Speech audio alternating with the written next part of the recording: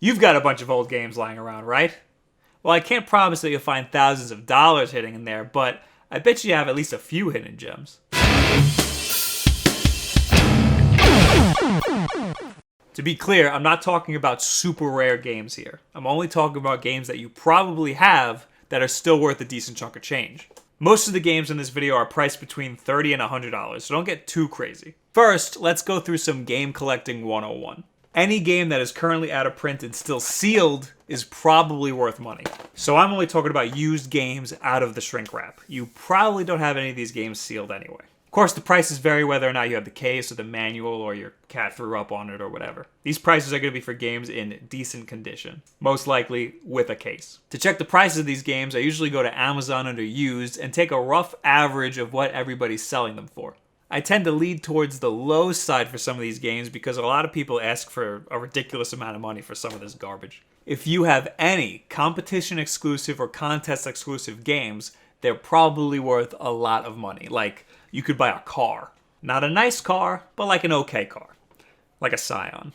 You probably don't have anything like that, so I'm leaving it off the list.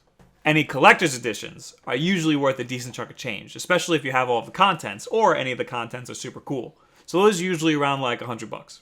Also, things that are super Japanese are usually worth money. Of course, the more obscure, the better. Also, greatest hits games or platinum hits games are typically worth less than the regular versions. Sports games are almost never worth any money, even sealed. But you might have NCAA 2010 for the Xbox 360. This was the last NCAA basketball game, so it's worth a good $40.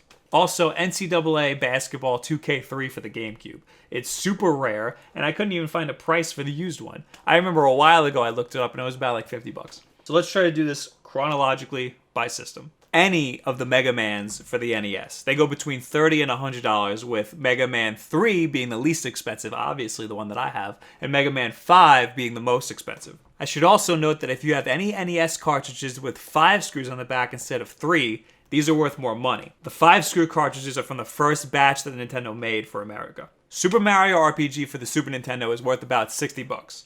Mario games tend to hold their value. Turtles in Time for the Super Nintendo, $70. I don't know why. I don't think it's rare. Chrono Trigger for the Super Nintendo, over $100. I don't think this counts as super Japanese. There weren't many Sega Mega Drive games, but if you had a Sega Mega Drive, you might have Knuckles Chaotix or Mega Man The Wily Wars. These go for about $50 each. Bomberman The Second Attack for Nintendo 64 goes for about $80. I guess because it got bad reviews and nobody bought it, I thought it was alright. I used to rent it all the time. Final Fantasy VII for the PlayStation 1, not the greatest hits version. The Black Label version goes for about $40. If you have the case and it's in great condition, it can go for a lot more. Power Stone 2 for the Dreamcast, one of the best Dreamcast games, goes for about $80. This was Super Smash Bros. Before Super Smash Bros. Halo Triple Pack for the Xbox. I can't even find a version of it online, not sealed, but I'd assume you could probably get around $30 or $40 for it. Grand Theft Auto Trilogy for the Xbox, around $50. A lot of people didn't even know that Grand Theft Auto was on the Xbox. Crash Bandicoot Platinum Family Hits for the Xbox, $50. A lot of people didn't know Crash Bandicoot was on the Xbox either. A lot of people thought he was the PlayStation mascot, which he kind of was. A cult classic, Knights of the Old Republic 2 for the Xbox goes for about $40. Futurama for the Xbox or the PlayStation 2, $40. I didn't even know this game existed. You probably don't have this one. But Steel Battalion for the Xbox with the controller, $300. Without the controller, $30. I have it, but just the case. About $1. The Legend of Zelda Collector's Edition for the GameCube, about $70. This wasn't really a collector's edition, but it came with a lot of GameCube consoles, or it came with a new subscription to Nintendo Power, so you might actually have it. Phantasy Star Online episodes 1 and 2 for the GameCube go for about $50 or $100 for the Plus version. This was one of the first online console games, and one of the only online games for the GameCube. GameCube component cables. The officially licensed Nintendo ones go for about $200. Yep. Most main Pokemon games, particularly Heart Gold and Soul Silver, which go for about $50 each. And if you've got that Poké Walker, expect an extra $20 or so. Some people are even selling these games with preloaded high-level or rare Pokemon. Luigi's Mansion for the GameCube goes for around $40.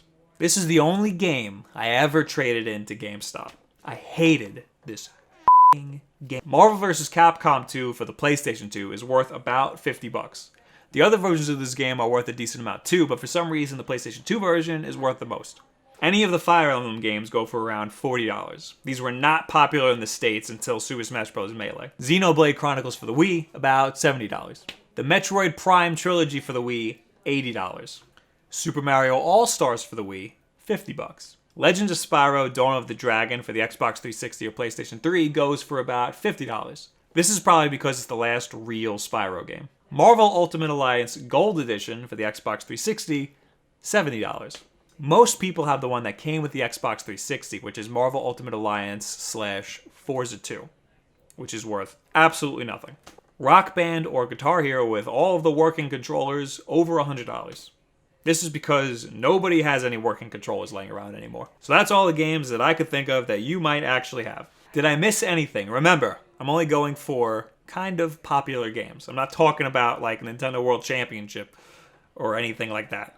I also purposely left out Collector's Edition. And did I help you out at all? Do you have any of these games? Leave it in the comments below. Add me on Twitter. Follow us on Facebook. We also have an Instagram.